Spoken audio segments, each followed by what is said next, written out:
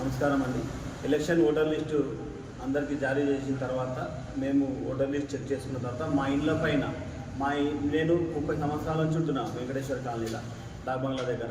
మా ఇంట్లో ఏ రోజు కూడా మేము ముస్లిం మైనార్టీస్ కానీ ఇంకెవరికి కానీ మేము రెంట్కి ఇవ్వలేదు. మా దగ్గర 20 సంవత్సరాలు ఒక ఫ్యామిలీలో ఉండిపోయినాయి. అటువంటిది మా ఇంటి పైన కూడా 4 మైనార్టీ ఓట్స్ రాపించారు నా సొంత ఇంటి పైన.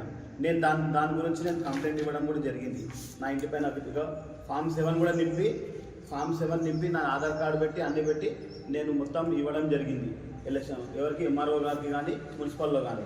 అలాగే ఇట్లా నేను చెప్పుకుంటూ పోతే మా కాలనీ లోపల కొన్ని బిల్డింగ్స్ ఉన్నాయి. మెయిన్ పర్టికులర్గా పెద్ద మనుషులు వాళ్ళ బిల్డింగ్లలో కూడా ఓట్లు రాపించింది.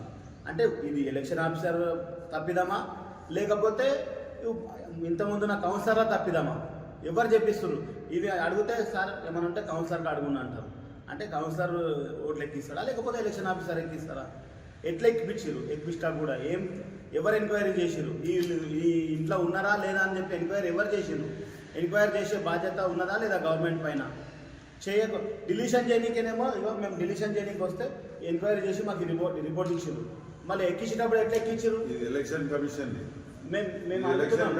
మేము మా పక్కల ఇంట్లో MA Rauf, MA Sattar, MA Hakim వాళ్ళ ఇంట్లో వచ్చినాయని చెప్పేసి వాళ్ళ బాబు మేము కలిసి చేసిన దాంట్లో మేము డిలీషన్ కోసం పెడితే ఎంక్వైరీకి వచ్చిండు గవర్నమెంట్ మన మండల ఆఫీస్కి వెళ్ళి బిఎల్ఓ గారు. మరి ఆడిషన్ చేసేటప్పుడు వాళ్ళు ఆ ఇంట్లో ఉన్నారా లేదా అని చెప్పి చూడకుండా ఎట్లా ఆడిషన్ చేస్తారు?